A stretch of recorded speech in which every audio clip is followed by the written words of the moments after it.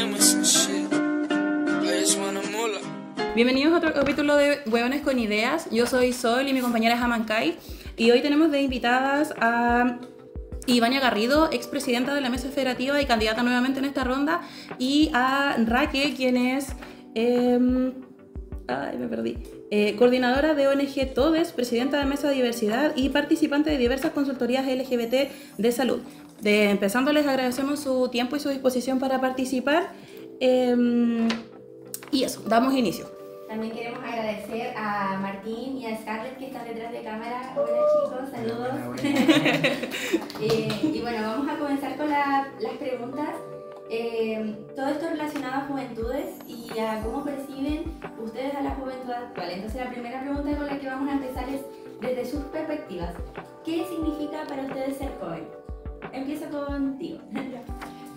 No, yo creo que ser joven es ser apasionado, y yo diría que es como tener una característica que es como la alegre rebeldía, que es el de poder movilizarnos cuando algo nos incomoda, nos inquieta, y el cómo nosotros también podemos tener la capacidad de poder hablar con nuestros pares y organizarnos. Yo creo que el día de hoy ser joven nos abre una puerta que es que podamos mirar hacia adelante, poder hablar con nuestros compañeros, compañeras, organizarnos también. Y yo creo que ser joven hoy en día, como estamos viviendo, tiene diversas como características. Somos muy diversos, tenemos jóvenes que se agrupan por lo que más les gustan, por lo que ellos creen, por lo que ellos opinan.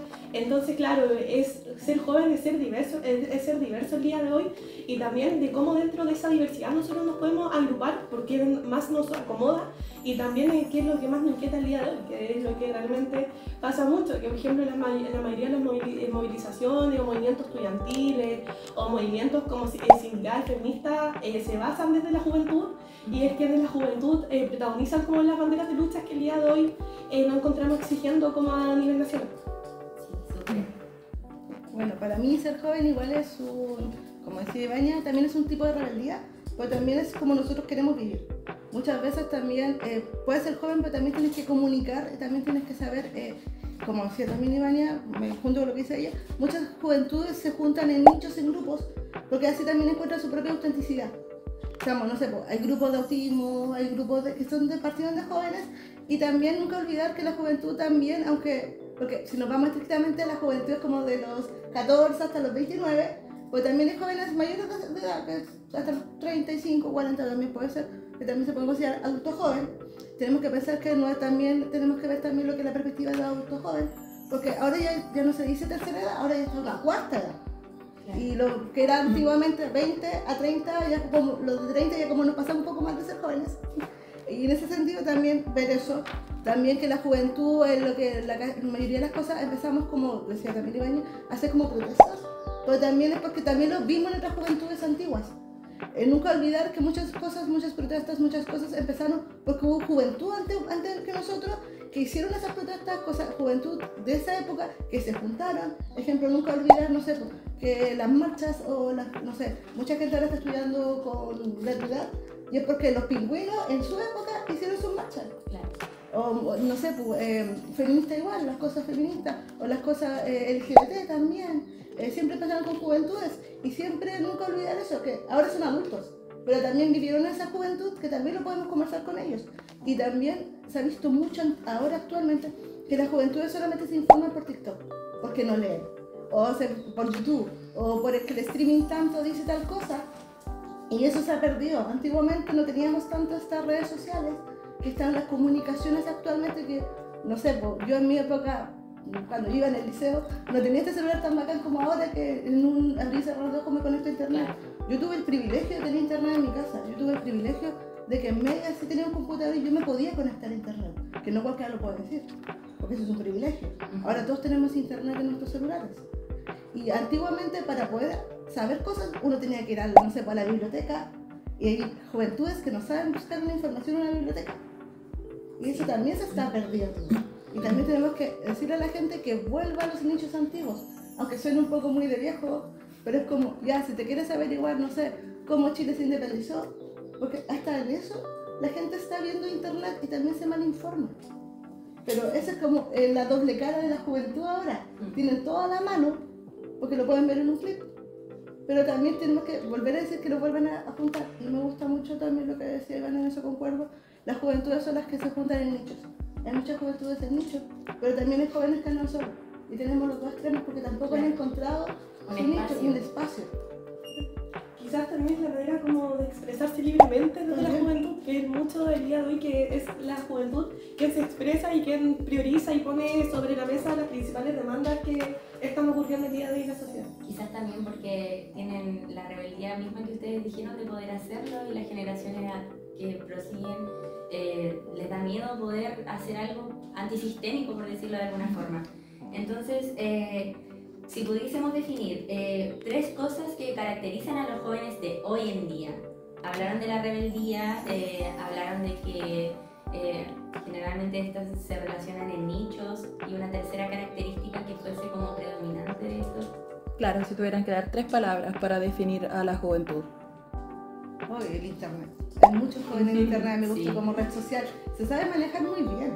Como que uno igual de repente les cuesta, o de repente, no sé, tienen un lenguaje propio, que de repente cuando son jóvenes, a mí me ha pasado que cuando de repente hago clases con grupos más pequeños, como chicas de 15, de 14, usan palabras y es como, ¿qué significa? Como, eres como la tía, como que tienes que explicar, y aunque uno igual sea siendo joven, o esté en la U, ya es otro idioma. Claro. Ellos, su idioma, su forma de expresarse, su expresión de género, todo está más actualizado, y también se agradece mucho que de repente cuando uno va a hacer clases de LGBT, hay mucha gente como que, a mí me pasa mucho cuando voy a la parte como organizacional de la ONG que yo pertenezco, es como que la juventud está menos, ¿cómo decirlo? Menos como para juzgarte. Como que tú le puedes decir, oh, no sé, yo soy tal persona, soy persona homosexual, y empiezas como que no te juzgan. En cambio, cuando uno va a un grupo de trabajo más grande, el adulto ya viene con preconcebido muchas cosas y te juzga más. La juventud, al estar más en internet, a tener ese como nicho, juzga menos. Pero igual tenemos los dos extremos, que también hay juventudes que también están como Y en su que pensamiento. estamos en un auge del conservadurismo muy grande también, o sea, hoy día tenemos a mucha juventud y sobre todo hombres heteronormados votando por Kast. Y es como realmente tenemos esa distancia muy larga también, pero yo creo que ahí rescato también lo que dice la compañera, que es como el hecho de que la juventud es muy diversa, es muy diversa, como podemos encontrar lo que bien decías, como de una juventud que es muy progresista, pero también tenemos una juventud que es muy conservadora, y lo podemos ver el día de hoy en la misma universidad, en los mismos grupos que hoy día convergen. Hay mucha juventud que uno cree que por ser de la Facultad de Ciencias Sociales no van a haber personas conservadoras, y lo podemos ver y lo podemos ir viendo día a día. Y volver a ver. Y volver a ver. Mira, hiciste un pase súper bueno, porque la siguiente pregunta es, ¿qué es para ustedes la política y cómo llegaron o eligieron sus espacios de organización? Ya, buenísima. Yo comencé a los 13 fui vocera feminista de mi liceo, y fui parte también de la coordinadora feminista de la vocería Maule. En eso me fui ya también a una colectiva territorial, que era Arriba las que luchan, nunca me voy a olvidar. Eso fue mi formación política. Y siempre era un torno también como más territorial, más autoconvocado. Y creo que cuando uno comienza el feminismo ve mucho también el feminismo autónomo, como el feminismo sin partidos políticos, súper apartidista. Pero en eso de que mientras yo iba teniendo mi activismo político feminista, también fui generando un lado que me fui desarrollando, que fue el movimiento estudiantil. Y en eso pude participar en algunas movilizaciones de mi liceo, en una toma, en algunas vocerías también del movimiento secundario, en pleno estallido social, estamos hablando de 2019 también, que fue muy activo, donde se pudo como activar un poco más el movimiento estudiantil, y fue de manera que dije, me quiero organizar. ¿Y cómo me organizo si no una juventud política que al final, o sea, humildemente yo creo que en la juventud que hoy día yo participo, que en la Jota, no hay proceso histórico que la Jota no ha estado? Entonces creo que si es que yo quería como ser parte del movimiento estudiantil, movimiento político, y donde podía tener una formación feminista, una formación política, me gustó mucho la Jota. Pero en realidad también yo creo que es porque mi familia fue militante, quizás también uno trae mucho más arraigo por eso, pero claro, me di cuenta que el espacio que hoy día tengo, yo miré para atrás y no había como fecha histórica que no estuviera la Jota. La Unidad Popular la pudimos ver para el 2019, para ahora el proceso de una nueva constitución. Entonces, como, claro, en esa instancia uno va buscando, y yo creo que le acomoda más para poder participar políticamente, y al final fue la Jota, y desde ahí que me invitó hace como más de 5 o 4 años. ¿Y tú, Requi? Ya, yo la otra vez igual hablaba esto con un amigo. Uno siempre es activista, como que cuento que cuando uno es activista autoconvocado o voluntario de algo, no es porque un día despertamos y dijimos, quiero ser activista. Esto viene siendo un proceso de años. Claro. Ejemplo, no sé, pues yo fui activista, participé en unos grupos de dibujando sonrisas que hacíamos risoterapia en el regional. Esos fueron como mis primeros pasos como formales de activismo, porque antiguamente yo pertenecía a una iglesia y se hacía activismo con mis niños, con las personas que yo hacía clase. Después va y un día, como hace más o menos 14, 15 años, empecemos a formar el activismo LGBT. Había organizaciones de acá de Concepción que pertenecían a Santiago, que eran organizaciones de Santiago que mandaban a Conce, y no nos gustaba eso porque Santiago no es Conce. Concepción tiene su propio ritmo, Concepción tiene su propia forma de hacer activismo, y de ahí se formaron diferentes organizaciones, y dentro de eso se formó TOES, que es mi nicho inicial, que es la organización LGBT a la cual yo pertenezco. Nos dimos cuenta en Concepción que teníamos más que las diferencias, porque yo siempre he dicho, yo no puedo hablar por transfeminidades porque yo no soy transfeminina, yo no puedo hablar por transmasculinidad porque yo no soy una persona transmasculina. Si me considero una persona de género fluido, estoy dentro del paraguas trans, pero yo no puedo pelear las luchas de los chiquillos porque no es mi lucha. Así que lo que hacemos acá en Concepción, juntamos y trabajamos en conjunto. Al trabajar en conjunto se formó la mesa diversa y con eso llevamos lo que son las marchas, con eso generamos lo que también son trabajos colaborativos con lo que es el regional, con lo que puede ser IGE, Mesa Salud Trans, con la Seremi de Salud. A mí, la verdad, no me gusta mucho la posición política, pero sé que todo es político, lamentablemente. Sé que no podemos quedar en la lucha desde lo que estamos sentados, porque sí podemos generar una marcha, pero para generar esa marcha tú tienes que ir a hablar con el delegado presidencial para que te dé la firma para que ese día no tengas problemas. Claro. Y eso es igual, es una cosa que fui aprendiendo con el tiempo. A mí personalmente, yo sigo sintiendo, no me gusta la política, soy apartidista, pero uno siempre tiene como su lado más tirado para los que obvio, porque siempre el rojo el que manda. Y como que uno hace eso, pero yo igual lo tengo súper claro y sé que todo es política. Sé que lamentablemente si que nos demoramos 7 años en sacar una política de salud trans, fue porque antes de nosotros hubo gente que estuvo peleando eso. Claro. Y también es distinto que saquen una política pública, no sé, pues vuelvan a tocar el tipo de salud trans para Chile. Tiene que haber personas trans en esa política, porque es distinto que una persona heterosis diga, no sé, le vamos a dar los medicamentos a las transfemeninas cada 3 meses, a que una persona que toma ese medicamento, que te dice que sabes que cada 3 meses a mí no me sirve. A mí me sirve todos los meses que tú me des ese medicamento, o que un transmasculino, porque actualmente lo que están generando las políticas es que, ejemplo, la mastectomía se ve como lo que es una operación de lo que es estética. Para un transmasculino que tiene disforia de género hace más, no sé, de ejemplo, 5 años, para la mastectomía no es una cosa que sea estética, para él es de vida. ¿Por qué? Porque tiene una disforia de género.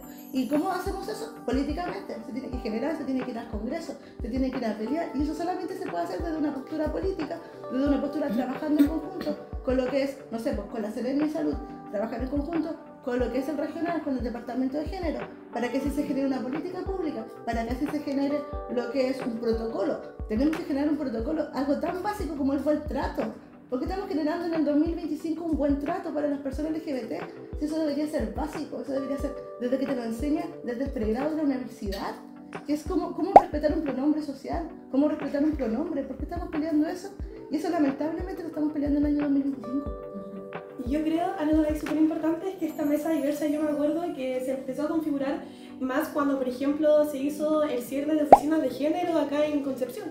Y lo podemos dar cuenta de que hay muchas luchas, como bien le dice la disidencia, que al final la extrema derecha lo que hace es un retroceso súper enorme en políticas disidentes en materia de género. Podemos verlo hoy día con el alcalde del Partido Social Cristiano, que viene a cerrar, viene a dejar sin fondos públicos y municipales a la oficina de la diversidad, y cómo estos recortes al final van afectando en las poblaciones. Yo creo que, como bien decía, quizás quienes militamos en un partido, quienes estamos dentro también de la política más institucional, es quien llevamos como a cabo las diferentes demandas que se ponen sobre la mesa.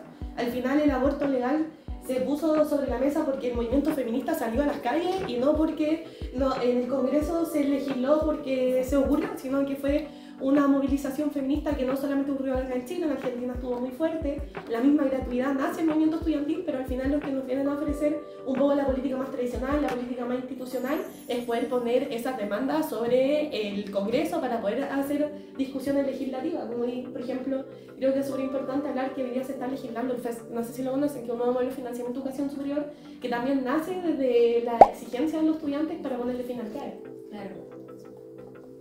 Agradezco mucho sus respuestas, son bastante contundentes y también hablan mucho respecto a esta otra pregunta que les quería hacer, que era un poco cómo funcionan estos espacios de organización, porque si bien lo eligieron un poco, una pincelada, quizás decir que dentro de estos espacios las juventudes que aportan, cómo se mueven, porque deben tener un rol fundamental, o sea, ya sea por el feminismo, por la disidencia, etcétera, las juventudes están presentes en esto, entonces cómo se mueven, cómo participan, se gestionan, se ven más participativos que antes, menos, ¿cómo lo ven ustedes? Específicamente en nuestras organizaciones, Uh-huh. yo creo que nuestra organización, bueno, la Jota igual es la juventud de un partido, Claro. el Partido Comunista, y nosotros históricamente hemos tenido hartas federaciones estudiantiles, o sea, tenemos hoy día la Federación de la Universidad de Valparaíso, en su momento tuvimos la Federación de la Universidad de Chile, de la USACH.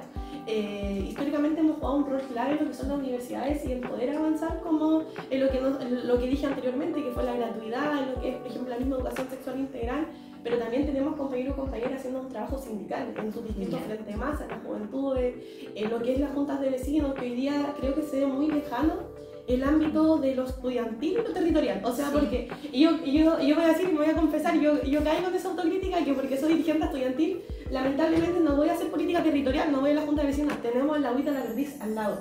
Entonces creo que eso es algo que también nace desde la Jota, que es el poder articular, por ejemplo, los trabajos voluntarios de la Federación Estudiantil hacia el territorio, y tenemos compañeros y compañeras que son presidentes en sus juntas de vecinos, tenemos nuestras dos brigadas que yo creo que son las más bonitas, que me gustan mucho, que es la brigada Chacón y la brigada Ramona Parra. No sé si han visto el mural de la brigada Ramona Parra, siempre están, acá tenemos en la universidad, hay dos brigadas Ramona Parra, que además que son para cualquier persona que quiera entrar y ni siquiera militantes, sino para hacer una política de trabajo voluntario. Claro. Entonces sí creo que hoy día nos desempeñamos en hartas cosas, pero principalmente yo diría que nos estamos desempeñando en lo que es lo sindical, que es por ejemplo el trabajo voluntario con distintas brigadas muralistas, la federación estudiantil y la política estudiantil. Pero yo también creo que hoy día estamos en un proceso histórico-social, que es el poder hacerle frente a la ultraderecha que hoy día nos va a venir a pegar ahora en diciembre. Entonces creo que también la Jota tiene un rol activo y político y crítico también de los procesos que se van a dar en la sociedad, y yo creo que nuestro mayor esfuerzo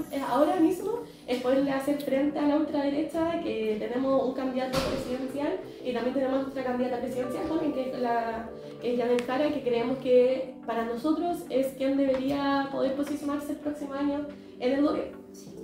Sí, a mí también. Con respecto a lo como nosotros nos vemos como personas, bueno, TODES, que la organización que para mí es base, es una organización de voluntarios. Y hacer de voluntarios que muchas veces llegan juventudes que están estudiando en la universidad, juventudes que, no sé, están estudiando, han sacado su carrera y llegan como voluntarios a nosotros.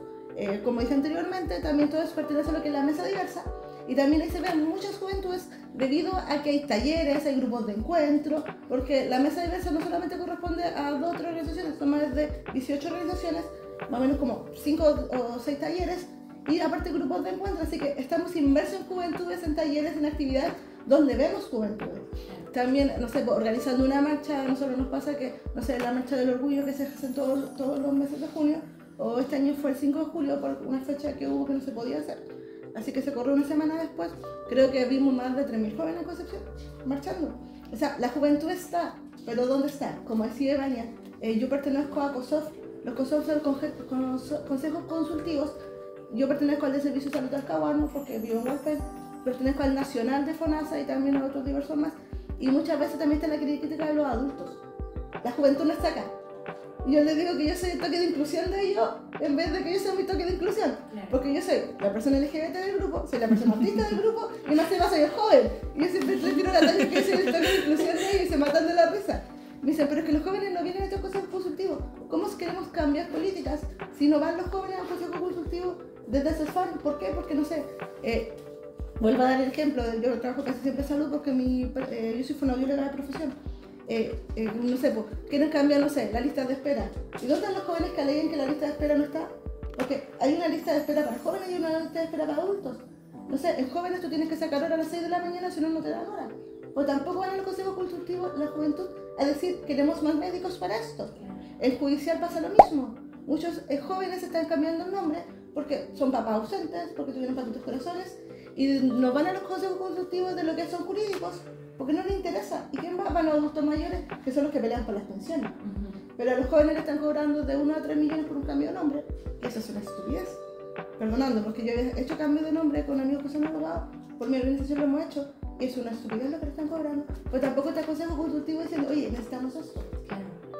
Porque las juventudes puede que no sepan cómo hacerlo, o puede que no sepan tampoco estar en estas instancias. Muchas veces las juventudes no saben, dicen, oh, te he metido en 1000 cosas, en 1000 weas, ¿cómo te da el tiempo? Sí, me da el tiempo, pero también tienes que saber que en esas incidencias políticas hay que estar. Hay que estar con los consejos consultivos, hay que saber dónde ir.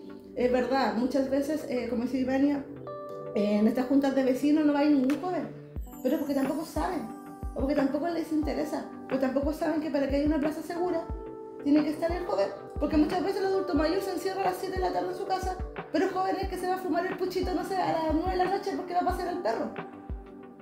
Es súper interesante porque y da justo en por qué nosotros propusimos esta temática y por qué buscamos sus perfiles de invitadas, porque evidentemente hay un quiebre de la juventud con lo que es política institucional y están surgiendo formas nuevas, entonces está súper interesante el diálogo. En línea con lo mismo, les queríamos preguntar de qué manera creen que las redes sociales afectan, pues ya lo conversamos un poco, pero de qué manera han modificado la forma de manifestarse y de cómo lo podemos relacionar con los jóvenes. Quizás qué ventajas, qué riesgos presentan las redes sociales como factor de manifestación.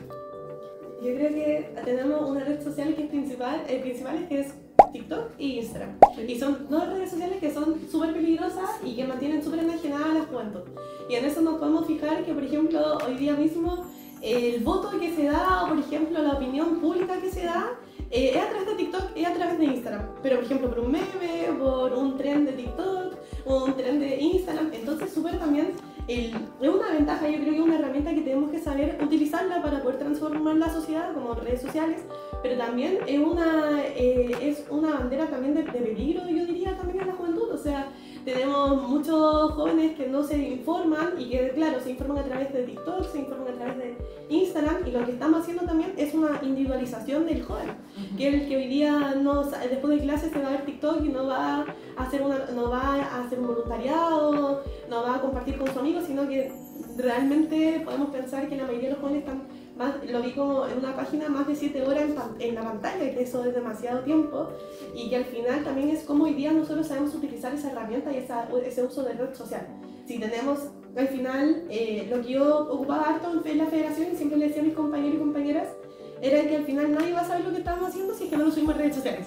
Entonces hacíamos una actividad a redes sociales, o mostremos a la gente lo que estamos haciendo para visibilizar nuestro trabajo federativo, pero también ocurre eso de que nosotros tenemos que saber, poder saber cómo nosotros utilizamos las redes sociales, porque hoy en día yo diría que las redes sociales son un instrumento que la derecha la tiene súper costada, el negacionismo lo tiene súper costado, y que debemos también hacerle frente a eso, y por eso yo rescataba mucho lo que eran, por ejemplo, las brigadas Ramona Parra o todas las brigadas muralistas que están en Concepción. No solamente la de Ramona Parra, sino que uno va y camina por la universidad y se da cuenta de miles de murales que hay, y también es un medio hacerle frente a los medios de comunicación, que es, por ejemplo, salir a hacer un mural y no simplemente guiarse por al final el discurso que se da en redes sociales, que muchas veces es muy negacionista. O sea, tenemos encuestas presidenciales saliendo día a día y permeada por lo que opina también los grandes empresarios, pues si al final quienes manejan las redes sociales es la clase política que está hoy día en una élite. Entonces sí creo que es como, puede ser ventajoso en el hecho de cómo hoy día visibilizamos el trabajo que se da desde las diferentes colectivas, desde las diferentes ONG, desde las diferentes fuerzas políticas, pero también es una herramienta que hoy día nos mantiene súper enajenados como juventudes. Bueno, porque yo de lo que dice Vane es verdad. Las redes sociales igual tienen un algoritmo, y eso igual nosotros también tenemos súper claro. Siempre está, lamentablemente, lo que es IA. También diferenciar eso, muchas veces está el fake news, está la IA, la gente que sabe manejarlo. Personalmente yo me carga la IA porque encuentro que es una desvalorización a la gente que es diseñador gráfico. Yo no uso IA, trato de usarla personalmente, como yo como persona, porque tengo amigos diseñadores gráficos y valoro lo que ellos hacen su pega. O audiovisuales valoro lo que es su pega. Empezando por ahí. Y también es verdad, muchas veces la juventud ve lo que es el celular lo más rápido, porque tampoco se informa. Como dije anteriormente, un tren, no sé, de TikTok, por dar un ejemplo, no sé, la candidata dijo tal cosa. ¿Por qué? Y después cuando lo van asumiendo, entre más visualizaciones, más viral se va haciendo. O lo sobrepublican y responde y esas cosas. Y eso la gente, la juventud lo toma y se queda con la imagen, pues tampoco averigua. El otro día hablaba con alguien y me decía, ejemplo, es que Kass dijo tal cosa, pero ¿lo viste en su campaña? ¿Te diste bajaste el programa? ¿No leíste? No. ¿Por qué? Porque la juventud tampoco lo hace. Tampoco como que busca las campañas. Ejemplo, no sé, pues como a nosotros lo que nos interesa es que haya, no sé, el aborto para las personas gestantes. Kass lo quiere cerrar en general. Pero no, es que nunca dijo eso, pero en su campaña está. ¿Lo leíste? Yo personalmente no entiendo cómo hay gente que quiere votar por ultraderecha siendo persona feminista o siendo una persona... Siendo mujer. Siendo mujer, Sí. siendo de expresión femenina también, porque también tenemos que considerar a las personas transfeminidas. Y es como, no sé, nunca lo he entendido personalmente, porque está contra tus derechos, o porque disidencias que quieren votar por esa área. Y es como, oye, literalmente para ellos tú eres una persona enferma y les dicen sus discursos. No, es que nunca lo dijo. Búscalo en internet, usa tu red social para algo. En el Senado hay cosas que tú te puedes buscar, no sé, la ley tanto. Búscalo, ve lo que votaron. La ley Cholito, tú contra la ley Cholito. O sea, ¿quién vota contra una ley animalista? ¿Qué clase de personas queremos que lleguen a nuestro poder? Si votas contra una ley animalista. Y la gente no lo ve, ahora se están haciendo más virales porque obvio está contra lo que es, lo que dijo una persona, se hace viral, busca la información, pero eso la gente no lo hace. Se queda con lo que ve en 5 minutos en TikTok, porque TikTok creo que aguanta hasta 30 segundos, como de un video, ahora hasta media hora.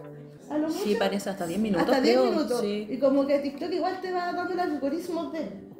Y es verdad, yo también soy en ese sentido de que a mí no me gusta mucho subir muchas cosas en Instagram, pero sí, tienes que hacer activismo, es distinto hacer un activismo de lo que es viral a un activismo territorial. Muchas veces uno no sube todo lo que hace como en el territorio, como todas estas reuniones y todas estas cosas, pero sí hacemos como cosas, activismo, no sé, pues para ferias o para grupos de encuentro, uno casi siempre sube esas cositas para que se hagan viral.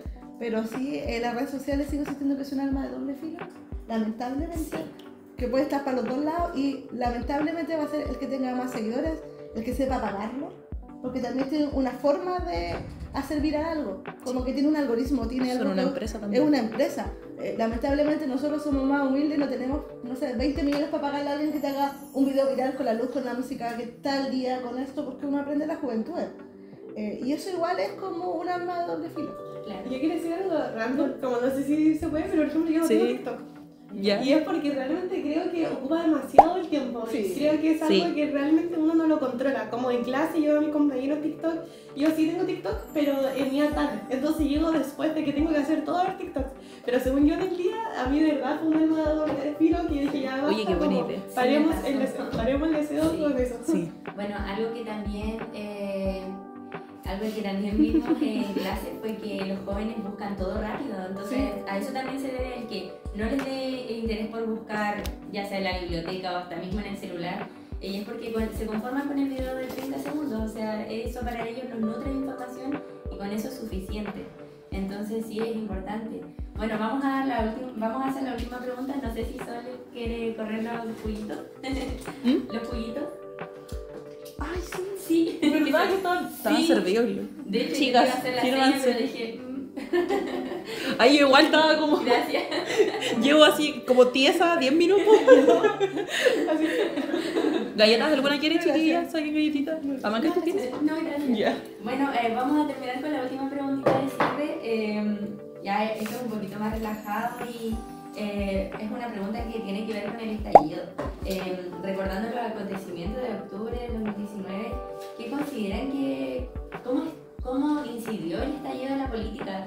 Si esto hizo que de alguna manera provocara cierta desconfianza con la política institucional en las y los jóvenes y les jóvenes también, Porque si bien esto fue un movimiento que tomó mucha fuerza, hoy en día se ve como algo que queda como en el olvido, como que básicamente no existió, los jóvenes están súper despolitizados, sin contar lo que ustedes nos están comentando, porque ustedes nos comentan sobre jóvenes súper activos políticamente, pero sí vemos que la mayoría de las personas no están como interesados en esto, ya sea con lo mismo que hablamos del internet, etc. Entonces, ¿el estallido influyó de cierta manera? ¿Cómo percibieron ustedes que influyó?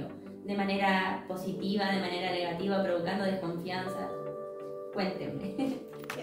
Yo creo que no solamente la política institucional se vio como una desconfianza, sino que yo creo que de manera como más general y holística en la sociedad. Como que después del estallido ocurrió un fenómeno en que los jóvenes de por sí no se querían organizar. Y no se querían organizar en un partido político, en una organización, porque realmente perdieron como la confianza y se desmotivaron a través de las elecciones, que yo creo que ese 4 de septiembre fue muy duro para todos y todas nosotros. Como fue un golpe que al final a muchos, le dieron más ganas de organizarse, movilizarse, pero fue muy bajo en comparación a quienes realmente se desmotivaron demasiado. Yo creo que acá en la Universidad de Concepción es súper clave para ver eso, o sea, podemos darnos cuenta que en 2019 fue el mayo feminista, 2018, 2019 mayo feminista, que eran movimientos súper grandes que se fueron dando en la Universidad de Concepción y que lamentablemente hoy día se han ido decayendo. O sea, realmente tuvimos una organización aquí, una movilización bien grande este año, pero era una desde hace cuántos años no se veía, o sea, como, y que después de esas movilizaciones, como yo creo que lo que pasó en el estallido social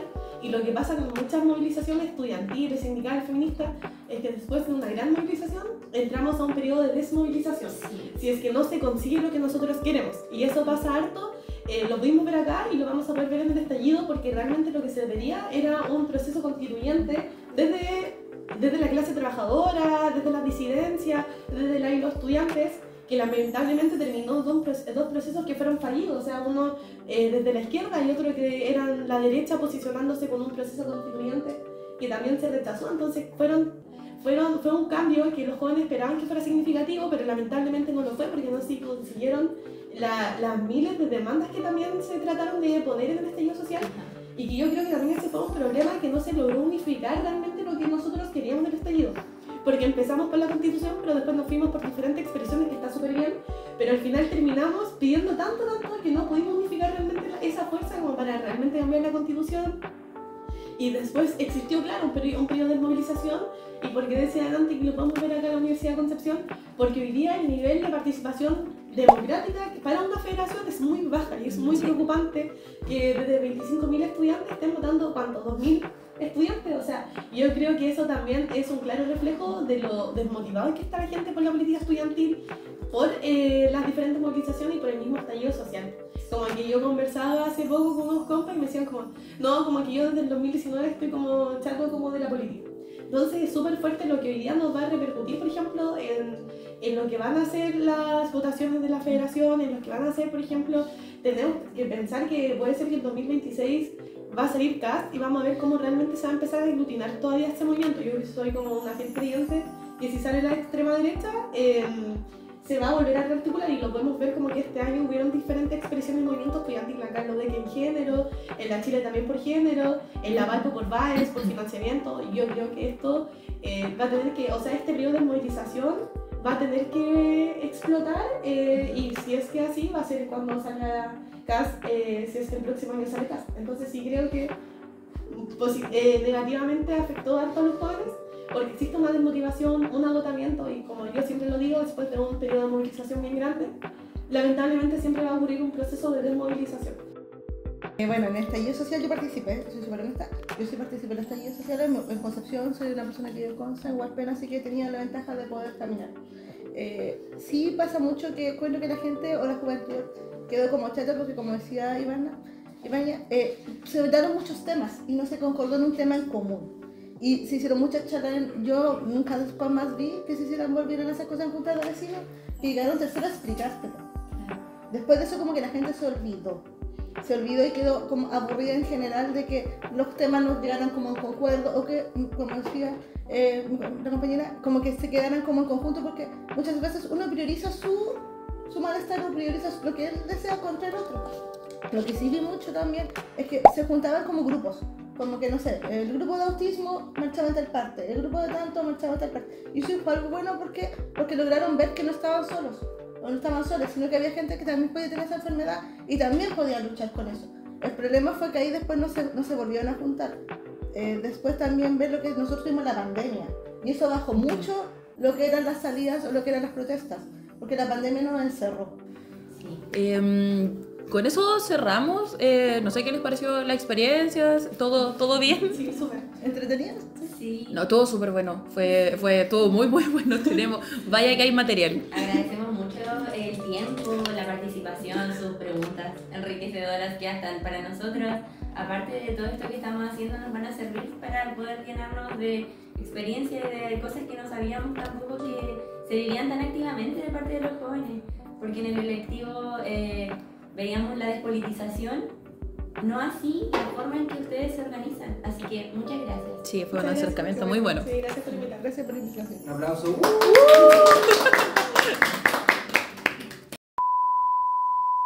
Durante décadas, la participación política juvenil ha sido vista a través del lente de la militancia política de los años 60 y 70.